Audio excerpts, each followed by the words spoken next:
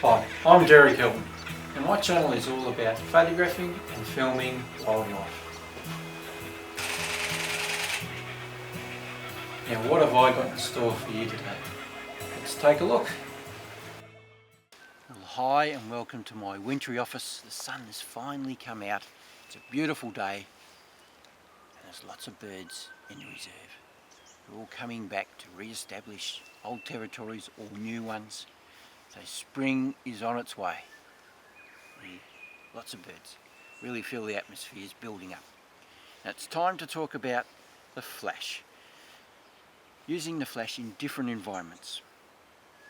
Now, the main place that I use the flash for is in a forest environment. This is where I do most of my photography and filming of wildlife. It's a tough environment. Even on a sunny day like today, the chances of a shaft of light lighting up your subject, little bird on a branch, are 100 to 1. So we need the flash to give us an image that we could sell. Beautifully exposed. So we'll talk about setting up the camera first and then the flash for an environment like this. Well, let's set the camera up for this forest environment. Now the subjects that I photograph, small birds and small animals. They're fast moving, erratic, don't want any blurring, so we need a fast shutter speed to cope with how they move. Take a little grey fantail up on a branch, never sits still, always on the move. So I need a fast shutter speed to freeze the action when it gets into a nice pose. Don't want any blurring of the head or wings. I want it frozen in time, a beautiful sharp image. A thousandth of a second will give us that. A lot of practicing and learning gone into that. That's what works best for me. So it's always a thousandth of a second. As we go down, we'll get those double movements, blurring of the head and the wings. Now I'm in manual mode so that I have full control of the camera. My ISO for this sort of environment, to give myself flexibility, is 1000 ISO.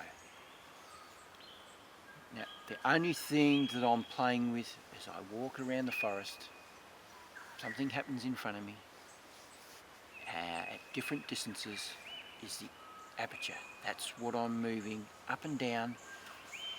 Say bird is in the bush, I can see it's 5 metres away and there's a chance of it jumping out onto the open, onto a nice branch.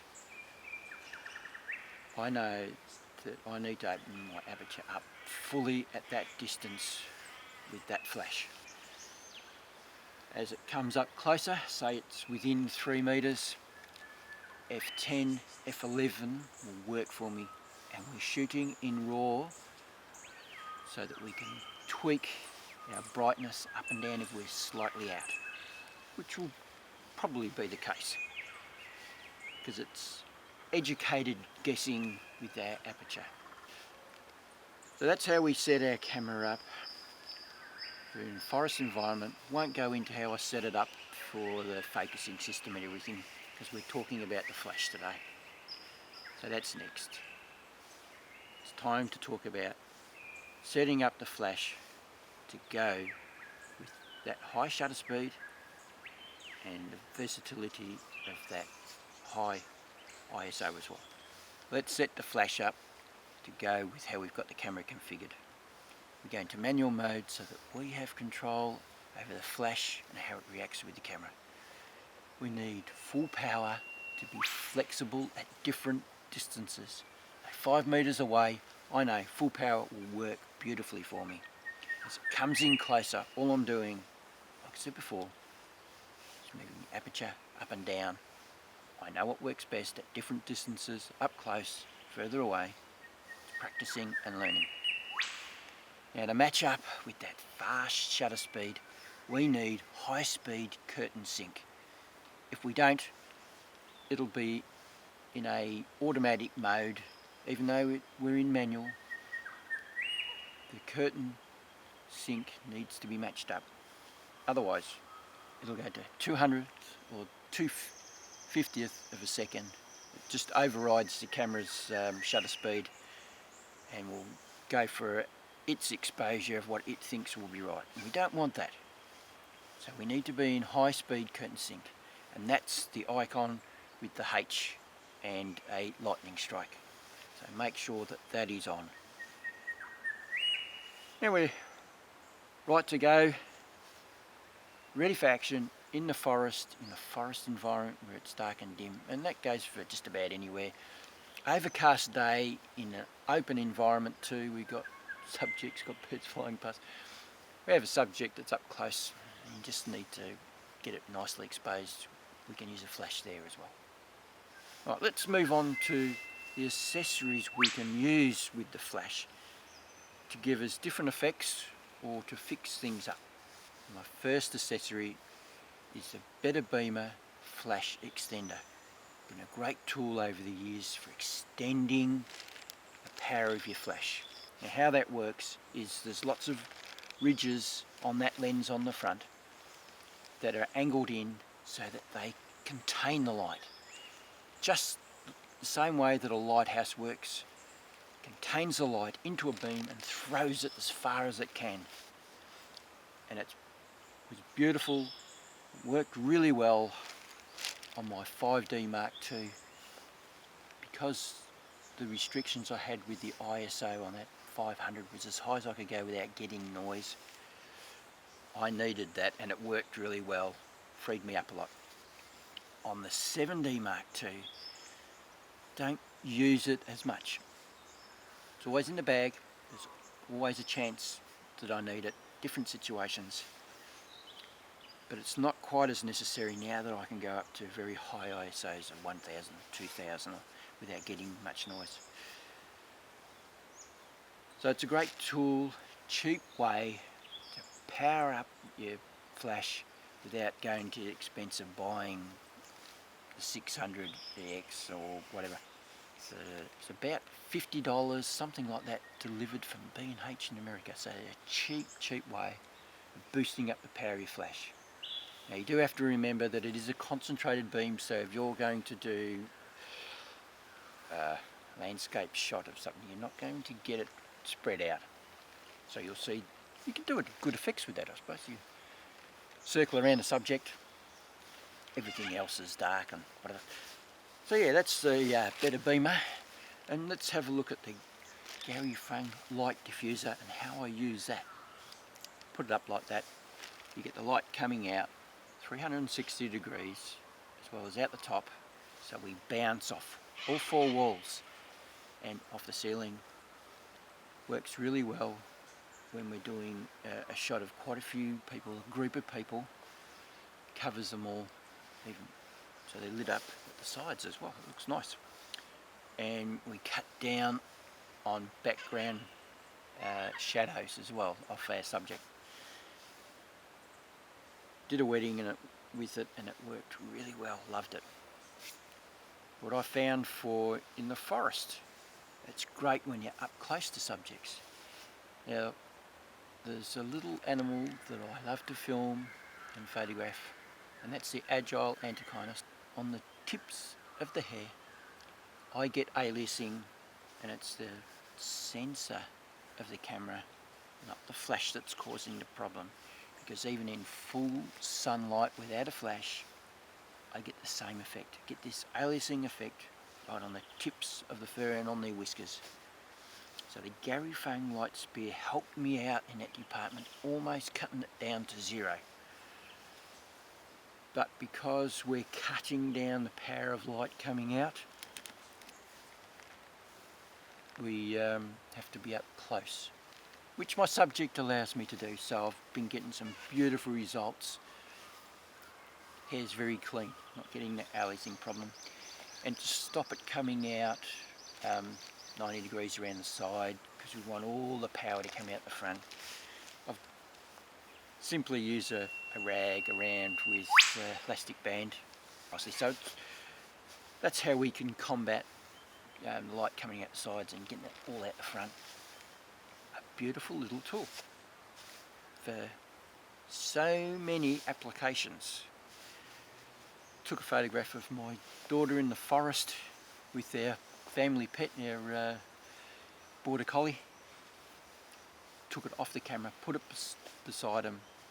It bounced light off the water and it just lit up the reflections, a different feel and a different look. Really good to use. And we're going to use a slow shutter speed now with a piece of artwork that I call brush strokes. We need a very slow shutter speed to create a painted effect of our background. Now I'll put the photograph up now so that as I'm explaining it you understand it a bit better. We have to have everything in the background verticals. So we've got lots of the trees here, all vertical, and what works the best in these images is those grey gums. They look fantastic in it, and then with all the other trees that are further away in the background you get that nice green colour.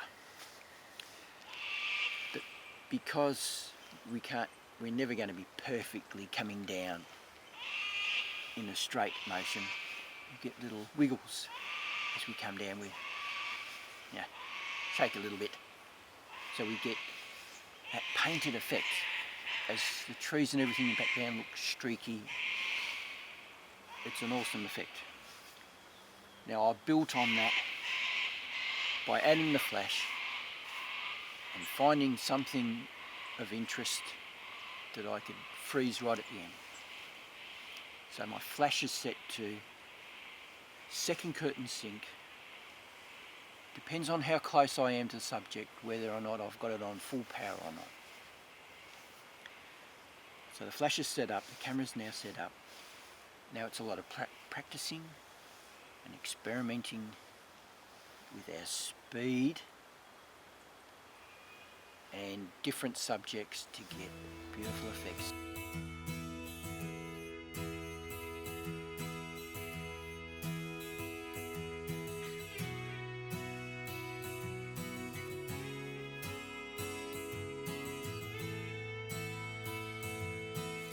A lot of technique goes into that type of thing. Different filters and all sorts of things to give us more richer and deeper colours. Shooting in RAW so that we can tweak it a little bit at the end, and we will need to tweak it a little bit at the end. So that's a different way of using second curtain sync to freeze the action at the end. Now have you noticed that my subjects always have a little bit of wiping on them, and to keep that down to a minimum, it's all about that striking down speed. Got to keep doing it until you get the right pace, slowing down and slowing down until you get the right effect in the background and our image is nice, sharp looking as possible. Now I also found that I needed to have the focusing set to manual, because we're striking down, the camera just can't focus on anything. It doesn't know what you want it to focus on. So we have it pre-focused and we just strike the camera down at the right moment. As we go to stop, we click the camera all the way down.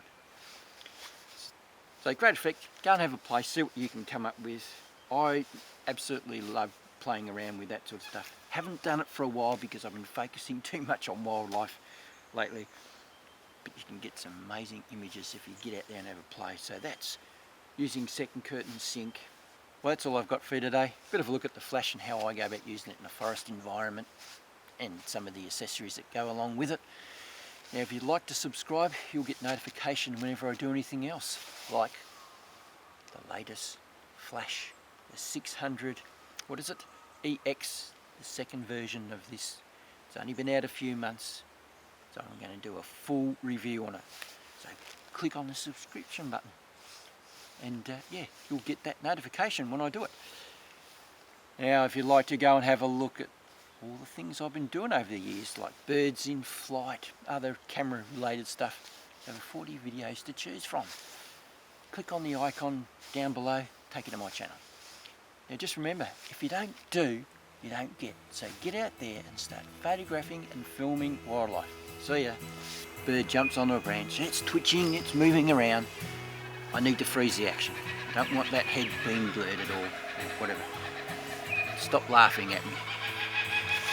There's always a critic in the background, isn't there? Test this baby out right now and see if it does what I really want it to do.